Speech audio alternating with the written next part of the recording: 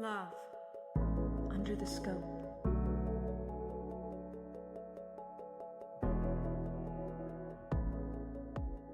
Welcome back to Love Under the Scope.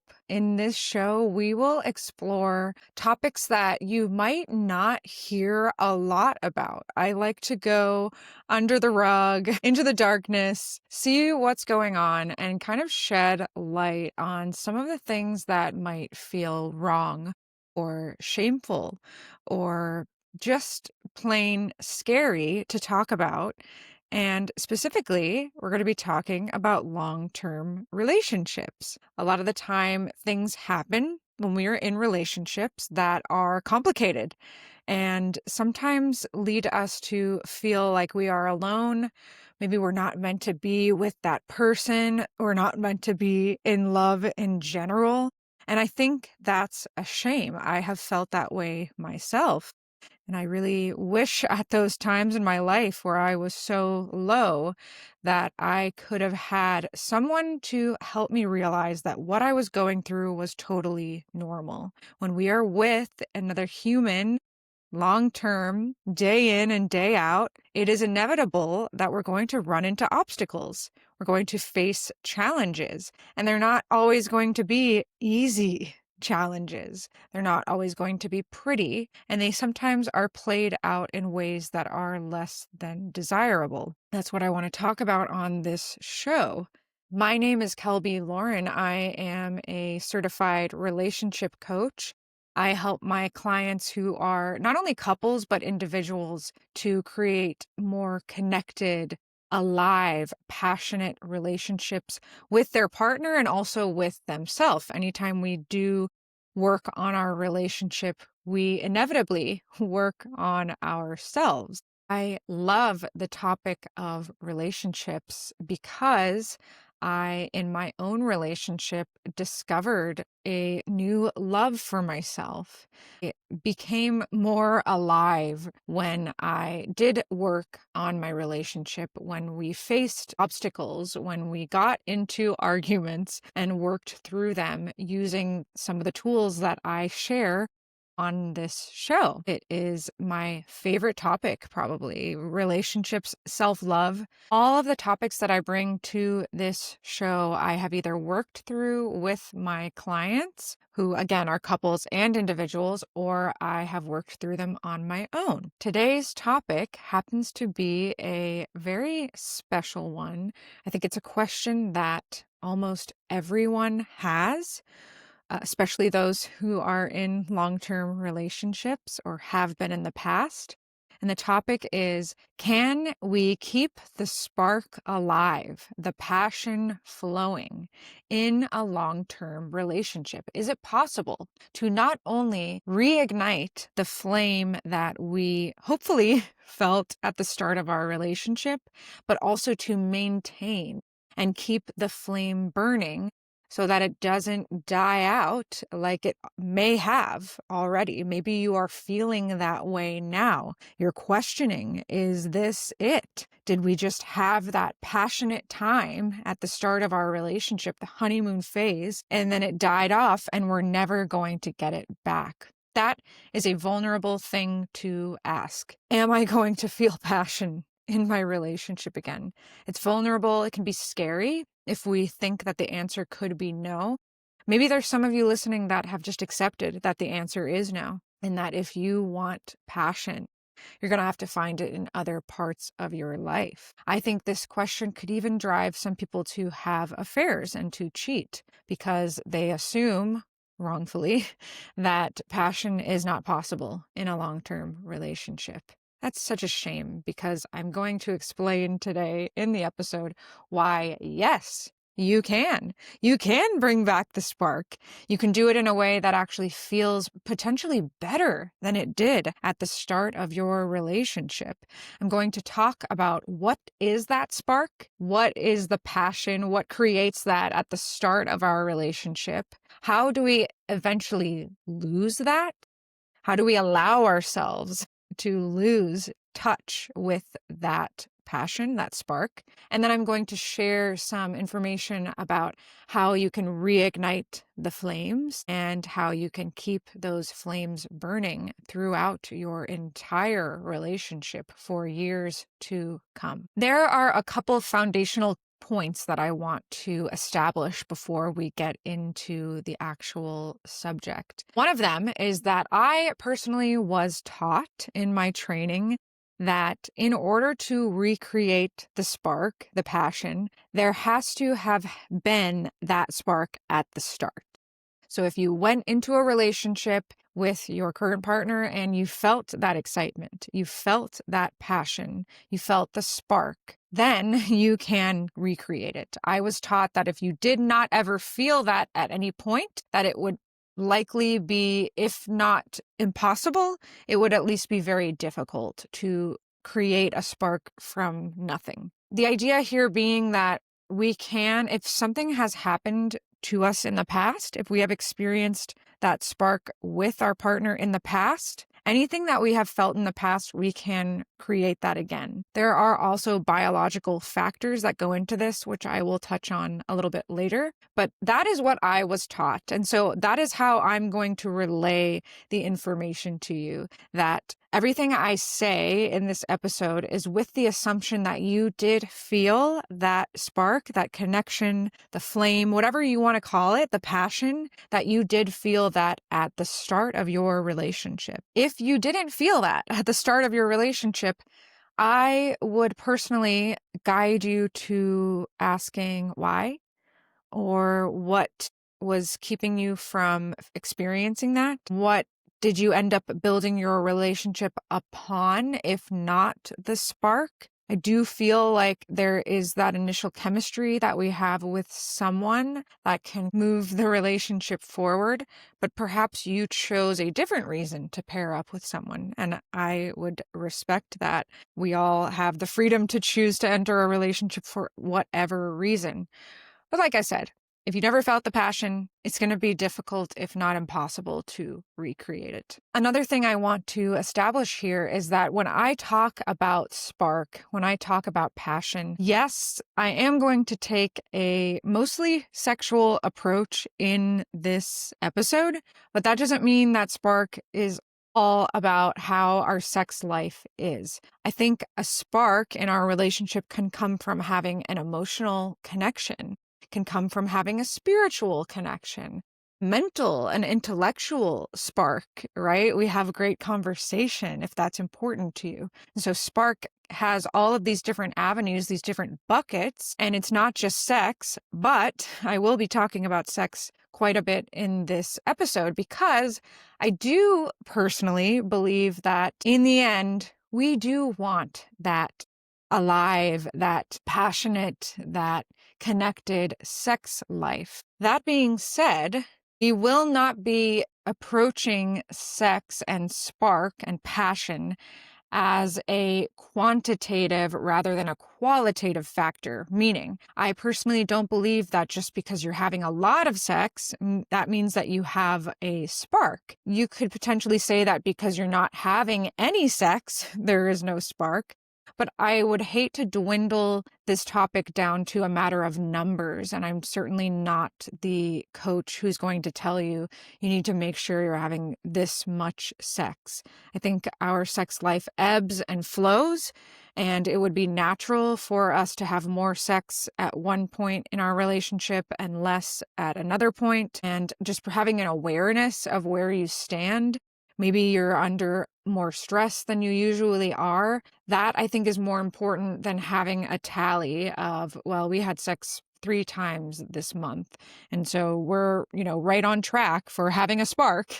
I don't really think spark works that way. And we certainly shouldn't have to feel like we're forcing ourselves to be physically intimate if that's not something we are desiring. Without further ado, we will jump into the topic today, and we'll start out with what actually creates that spark, that initial flame of passion when we first pair up with our partner. There are several factors to this. One of those being biological. Now, I am not a scientist. I am not fully trained on the biology of human connection. But what I can tell you is that there are actual biological factors that we use when we meet a potential mate. We will use these hormonal cues. We will use scent. We will use taste, meaning when we kiss, we will actually use the taste of the other person's saliva as a factor of whether this person is good for me or not. We have this innate ability to take those factors and decide if we want to pair up with that person based on their genetics, their hormones. Would this person make a good match for me if we were to eventually reproduce? Would we have healthy offspring? You may have had the experience where you went on a date with somebody, they were very attractive physically, maybe they were funny, maybe they had a great job, but then you went to kiss them, you went to hug them, you went to cuddle, and something was just not right. There was no spark there. And that can be partially, at least, attributed to biological factors. Of course, there is also a psychological element to this too. When we first pair up with someone and we have decided, yes, this person is for me, they've passed the biological test, and now you have begun to let your relationship unfold, there is a lot of excitement. We're in the honeymoon phase. And the honeymoon phase gives us this rush of these hormones that flood our brain, our system, and tell us, yes, yes, yes, this is good. I want more of this. The honeymoon phase can almost feel like you're high. You're getting high off of someone else. It's no coincidence that you've heard people say, love is like a drug, or loving you gets me high, right? So this is actual physical and psychological effects of meeting someone who fits well with you. So I'm using the term fits, right? Because a lot of the time when we meet this person, we might even feel like, oh my God, I feel like I've known them forever. Like this isn't the first time that I met them. I heard it described that when a man first meets a woman and gets invited to her home, when he enters that home, does he feel comfortable? Does he feel at home? Does he like the way that she decorates and all of these things that are kind of funny to think about? We're doing all of these assessments, whether we're doing that consciously or not. We are looking for cues of yes or no. And if we keep getting yes, yes, yes, it feels really good. Another layer of that excitement is this idea of mysteriousness. We don't know what's going to happen with this person. Is it going to work out? Is it not going to work out? Are they going to be everything I ever desired and more? Could they potentially solve all of my problems? We have this other layer of childhood conditioning where we find out how love is. How does love work as children from our mom and our dad and other family members? And we then go out into the world and try to find somebody who matches that assessment. So throughout the honeymoon phase, our inner child is also very excited. There might be this lightheartedness, this freedom that you might experience in the honeymoon phase, where all of these different aspects of yourself are rejoicing. So all of these factors come together to create this wonderful flame of attraction, and it can lead to our sex life being very active, being very exciting, and there is an element of magnetism that builds when we are in this phase of the relationship. From there, we might wonder, how do we lose that element of spark, of passion? Now, if you are a couple where you have managed to maintain the flame from that early stage of the honeymoon phase, I applaud you. Because life gets in the way. We have routine that comes in. We might have children that come in, life events, stress, work, expectations from family.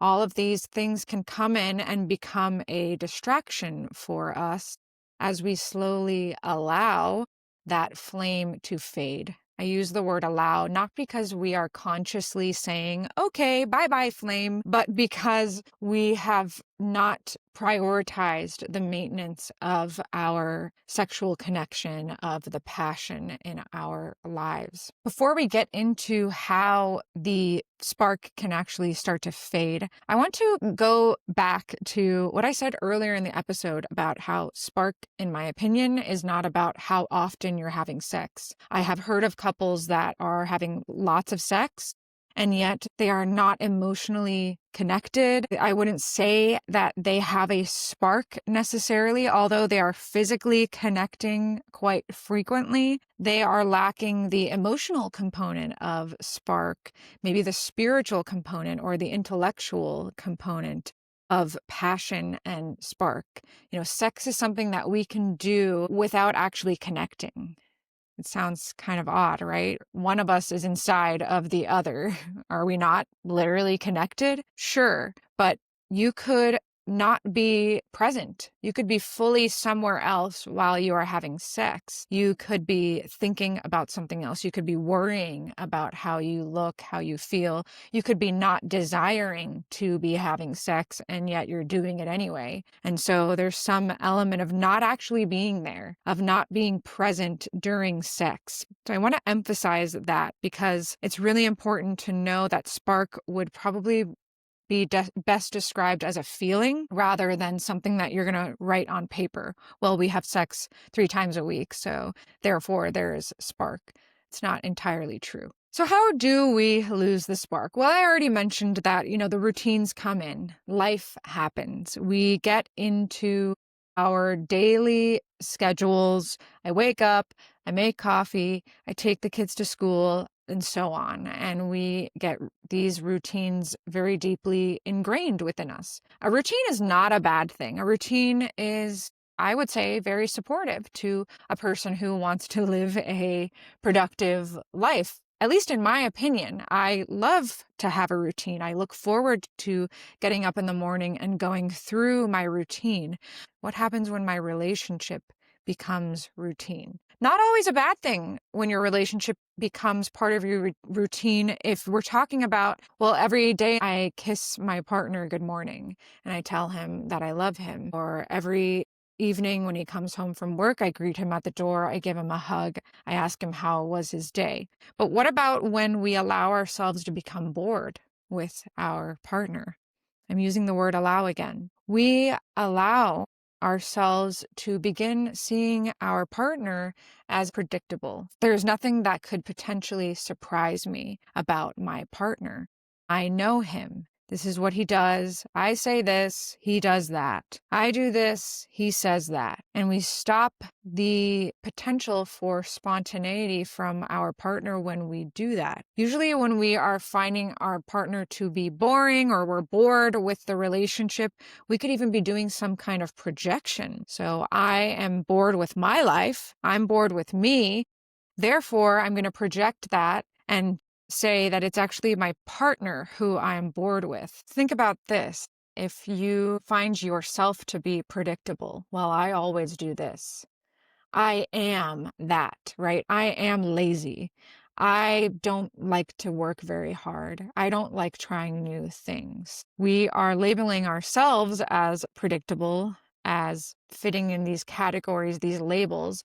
And then in a sense, we do that to our partner. Predictability, like routine, is not always a bad thing. Do we not like to know and to trust that we can rely on our partner? That's a predictable thing. It's predictable that if I am in a bad place emotionally, my partner will support me. I can predict that my partner isn't going to fly off the handle because of some little challenge. These are good interpretations of predictability. But what happens when we label them as predictable and actually strip away, again, that idea that they could be spontaneous, they could surprise us. They are a whole ass other human being. They are capable of so much. They are capable of being, in your perception, what they were at the start of your relationship. Our reality is built on our thoughts, on our perception. So this is the cool part. Yes, you can get the spark back. Yes, you can feel the way you once did about them because you felt that way before. And our reality is constructed from our thoughts about our partner. So you can actually change your reality by changing your thoughts. So I'd like for you to think, has there ever been a time where you thought your partner was boring, where you were disappointed by your partner not acting in some way? Have you written them off as boring or disconnected from them because you are afraid of being rejected? Maybe there's something you would like to try sexually or otherwise, and you are afraid that they might not be into it. You're afraid of their response. Speaking of disconnection, that is usually the source of a loss of spark, is when we've allowed ourselves to disconnect. I encourage you to listen to my podcast episode about connection. I go really deep into the topic of why we become disconnected and how we can reconnect with each other. But I do feel like that is a foundational element of spark, of recreating passion. Certainly, there is a base level of connection that we should establish before we can expect passion to walk in the door. Another thing worth mentioning here is that as a society, we take things very seriously. So we look at our relationships and the sex that we're having, and we are judging so much, whether we're having enough, whether it's good enough. Am I pleasing my partner enough? Am I being pleased? Do I like it? Do I not like it? Do I look good? All of these things that we are judging, and we lose the playfulness and the fun that can be present in our sex life and in our connection in general. I believe that is really important before going into building the spark again, is being open to a sense of playfulness and not gripping onto this idea that we must create this spark or else. That can be quite intimidating for both partners, and there's a lot of pressure involved there that can make it hard for passion to occur. Playfulness opens us up to spontaneity, to excitement, surprise, to exploration. Think about a little kid that is experiencing Disney World for the first time, and everything is amazing to them, right? There's not one thing in that park that doesn't spark wonder and excitement and curiosity in them. So can we approach our connection, our passion, with a childlike wonder? And if not that, then can we at least explore it with less judgment, with more curiosity, wanting to see what could be there, what could happen? Can we open our mind to, maybe I'm wrong that this passion is dead. Maybe I'm wrong. Maybe it's not true that passion cannot be recreated. Maybe, just maybe, passion is right around the corner, and maybe it might look different than I ever thought it would be. That's the unfortunate thing about passion, is that we are shown so many false images of it in our TV shows, in movies, in social media.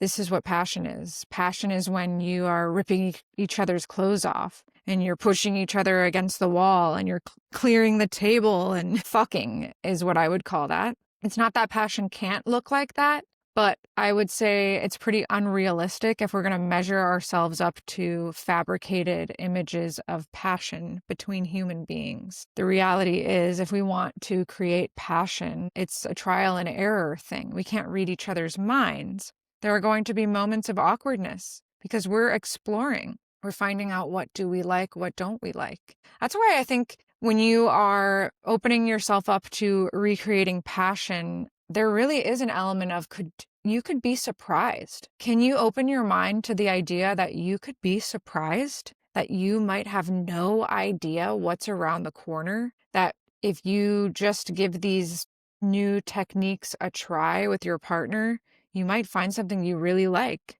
that you weren't doing at the start of your relationship, that you can do now that you trust each other more and you have this vulnerability built into the relationship. Speaking of vulnerability, let's go into how we can recreate spark. in a relationship. I mentioned vulnerability because I think before we go into creating passion and welcoming in spark, there is a base level of emotional intimacy that we should explore. Now, this is my opinion. I believe that in order for us to explore sexuality, to explore our passion and whatever ignites that with freedom and with a sense of safety, we do need to build our emotional connection. Think about it. Sexual interactions can be some of the most vulnerable moments for us. Have you ever been rejected in a sexual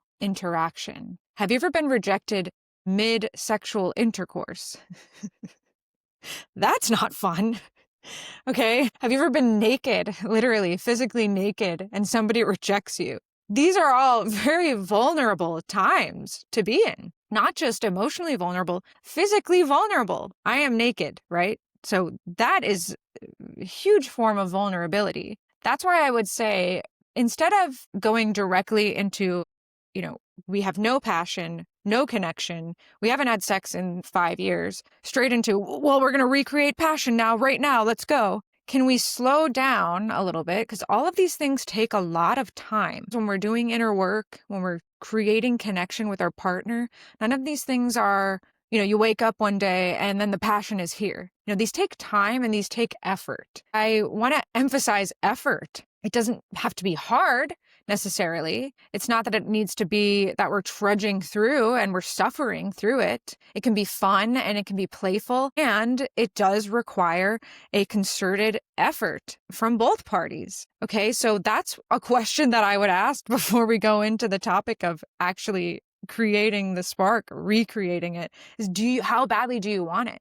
Because you do have to want it. There are physical things that are going to have to happen in order for spark to come back into the relationship. Again, it's not that it has to be hard or horrible or exhausting. It just means there's going to need to be some consistency, some showing up, some inner reflection. We're probably going to have to work on ourselves separately in order to bring back the passion. That being said, it's totally worth it.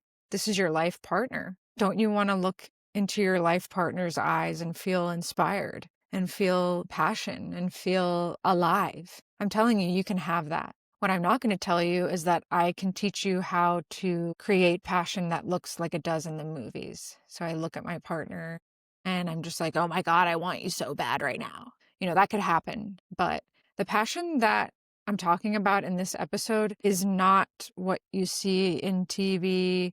It might not even be exactly how you experienced it at the start of your relationship. In fact, it most likely will not be. You have matured as people. You have experienced things together. You have a robust relationship. And so passion is going to look different. That's not a bad thing. It's actually a wonderful thing. It's a mystery in itself. How is this passion going to look for us now that we have been together for 10 years, 20 years, 30, 40, 50 years? How could passion look for us now that we've gone through what we have?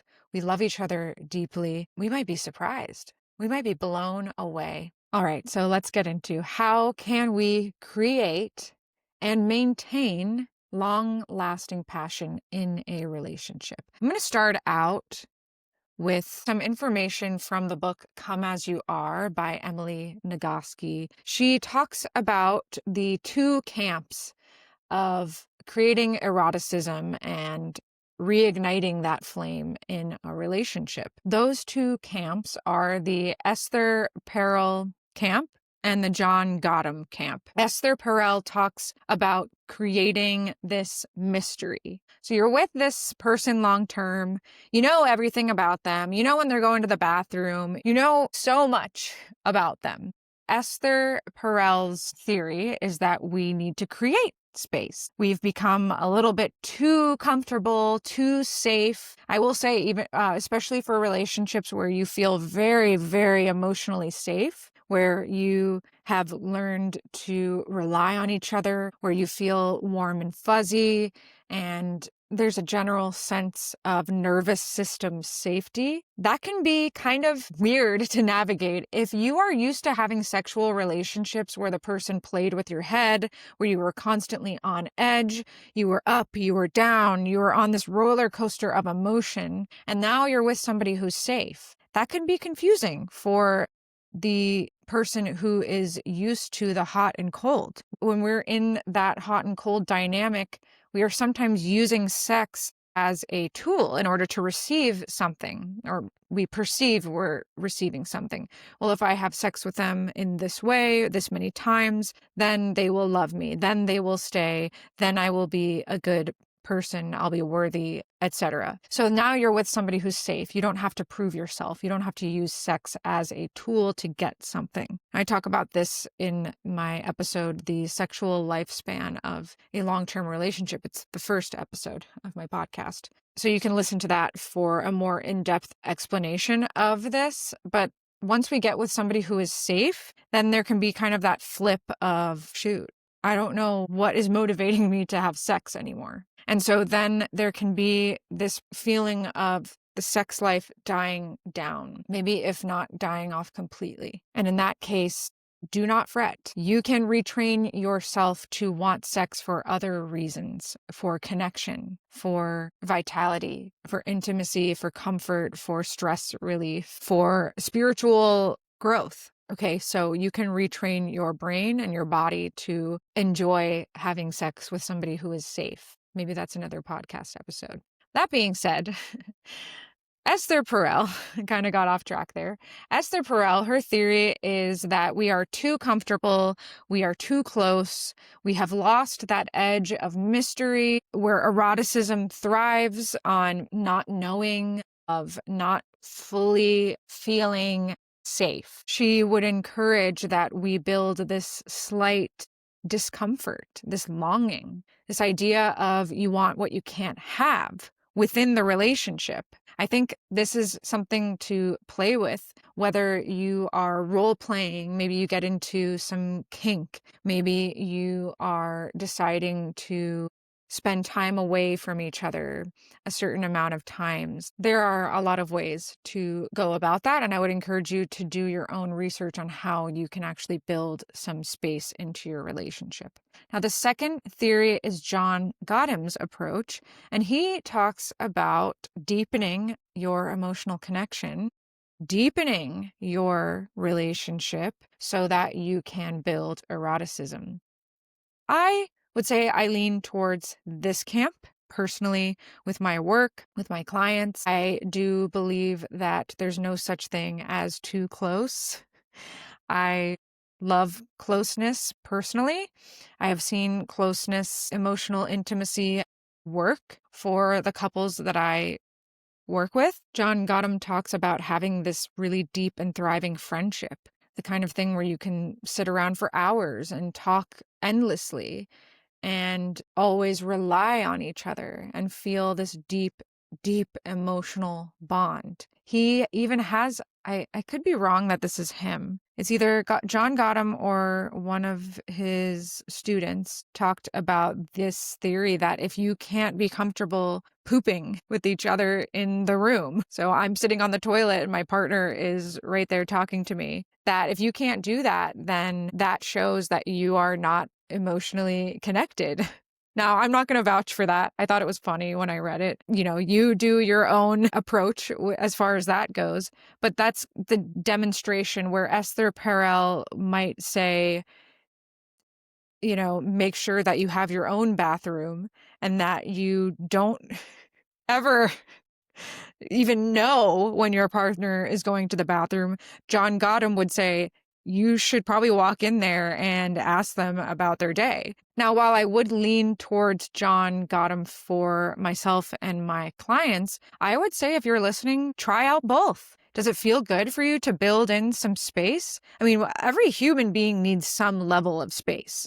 I especially like the idea that we're taking time apart, you know, weekends where I'm going on a trip to here and you're going to stay home. Whatever the case is, I'm going to do my thing tonight. I'm going to be away for 4 or 5 hours and you are going to be home. We definitely do need that, I believe, as human beings in order to feel like we are individuals. We have our own lives. God forbid something were to happen in my relationship, I still have my life that I can go back to, and I haven't relied fully on my partner to enrich my life. And so I think it goes without saying that we'll be playing with both camps throughout our relationship. And I would still lean towards always deepening and facing each other and being able to turn to each other, and that being an incredible foundation for then stacking on and prioritizing sex. In fact, in the book Come As You Are, there is a mention that some of the happiest couples prioritize sex. So is there a night once a week where we are agreeing that we're going to be intimate?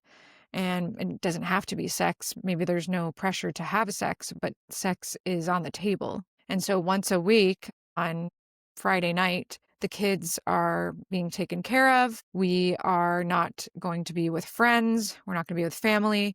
We're going to be together, me and you, no phones. We're going to be intimate. Doesn't really matter what you're putting in that time, but it's showing each other, hey, you're a priority to me. In my opinion, your relationship should always be the priority all the time, period. Your relationship is really all you have in the end. Of course, there's your family. I mean, relationships, you could say, right? Not just your romantic relationship. Relationships are all we really have in the end. Your romantic relationship is the prime relationship. There is so much you can do within your relationship to become a better person in your work, to your children, to your parents, your friends, yourself. So within a relationship, there's so much going on. That's why I do think we should be prioritizing intimacy with our partner. And you'd be surprised when you prioritize intimacy, and maybe you are saying, let's try having sex each time we do this. Let's see how that goes. Nobody's forcing ourselves to do anything, but maybe we're playing with this idea of what if we did start having sex once a week? You would be surprised at what that gets rolling. The ball that starts rolling when we start it ourselves. Once you have started to reconnect emotionally, then you can start bringing into the conversation, what does spark look like for us? And of course, you could be experimenting with the two camps that I just mentioned. You could be journaling. You could be meditating. You could be talking to each other. What does it feel like when there's spark in our relationship? And if you have to, go back to the start. What did you feel like then? Did you feel alive? Did you feel open? Did you feel excited for the possibilities? Do you feel aroused when you are feeling that spark? Is there a wildness? What would you like to experience in the spark? Doesn't even have to be just from what you experienced back then, because like I said, it's going to be different now that you have matured as a couple. What do you want to experience? Do you want to experience feeling desired, feeling like you are really special, like you are a queen, like you are worthy of being worshipped? Okay, we could, like I said earlier, you could take this into the kink realm of, what would be fun to play with? How can we start to get those rusty cogs turning in a way that is lighthearted and there's no pressure? I would say to communicate with your partner, this is a time where I felt spark, and be very specific. It was the time that we were staying at this hotel, and you and I were getting ready to go to dinner, and you saw me in my outfit, and the look in your eyes was so passionate and so loving and so full of desire that it really turned me on. Okay, so that would be a very specific moment that you probably both of you will remember. And so you can use that crystallized moment of spark, of passion, of desire, and actually inform the recreation of that using that moment. And then we can get into sandboxing, which is a term for we're just experimenting, we're exploring, we're curious, we're wanting to know, does this turn me on? Does that recreate the spark? Does that make me feel alive? No expectations in this phase of how many times we're going to have sex. Who's going to orgasm? Who didn't orgasm? Did I please them? Did he feel excited, or did he feel disgusted, or trying to let go of all of these judgments and the chatter and just allow ourselves to play. Now, again, this is vulnerable. It's fun, it's exciting, it's exploratory, and it can also be vulnerable. So, going back to that emotional connection thing that we talked about earlier, can we build that first before we start doing these playful experimentation kind of activities together? Be patient. These things take time. You can plant the seed of wanting to do this with your partner. I really want to know if we can bring spark back into our relationship in a new way. Okay, we plant the seed, and then little by little, how are you going to water that seed? You don't have to do it overnight. You don't have to do it by next month. These are things that could take a year, 2 years. It could take 3, 4, 5 years. I mean, ideally, we don't stop working on the passion and the connection in our relationship. Passion is connection that feels alive. When we are connected to ourself and to our partner, the passion is there. Okay. That means we're connected to not only the other person, but our own self, our own desires.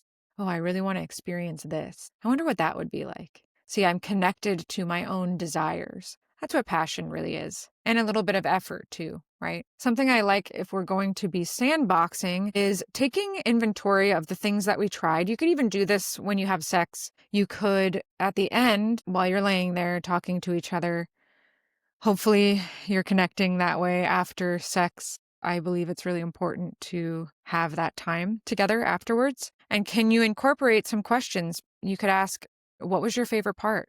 What did you really like? I liked when we were doing this position and you were making eye contact with me. Okay, great. What would you do differently next time? I would be careful phrasing the questions because I don't know that we want to say, like, what did you not like? What sucked about that? But maybe what would you do differently? Well, next time I would have liked to experience this one thing we did in this other way.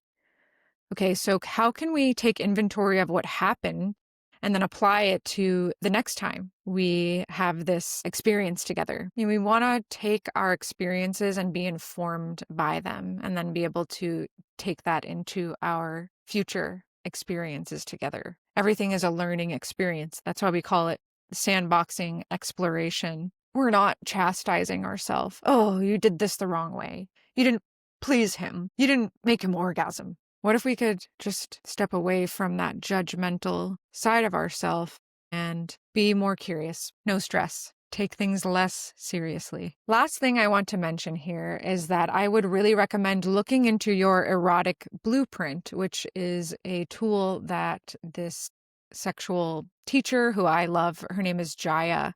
She created this quiz that you can take online. There's a free version that's kind of short, and then there's a paid version that's a lot more comprehensive. I've taken the free version and I got a lot out of it. It's kind of like love languages. So there are 5 sexual blueprints, and each one of them has a modality that is the most arousing for that person. I would get into them, like all of the different ones, but you just go do that research on your own. It's a fun little quiz to take. But yeah, it's not that you can't enjoy some arousal from the other blueprints, but you're most likely to be the most aroused by that one blueprint result that you get from taking that quiz. So I highly recommend that. It sheds a lot of light on if you are not sure how to please your partner. And maybe they get a blueprint result that they did not expect. So maybe they get the kink result and they're like, what the hell? I've never even tried kinky stuff. Well, there you go. The door has opened for you to start to try out kinky stuff, which, by the way, can be very mild. Kink gets this bad rap for being all about like chains and whips and stuff like that. And that's really not the whole point. It's really just kind of non-typical forms of experiencing arousal. So it could be anything. Anyway, that's a whole other conversation. But yeah, I do recommend taking that quiz because it could open up a door for you to get some really interesting energy stirred up in your relationship. With that, we are done with today's episode, and it was a fun one. I love this topic because I think a lot of us wonder, is it really possible to feel passion with somebody who basically becomes a friend, who can sometimes feel like a roommate if we're allowing that vibe to happen, that dynamic. Ugh, scary.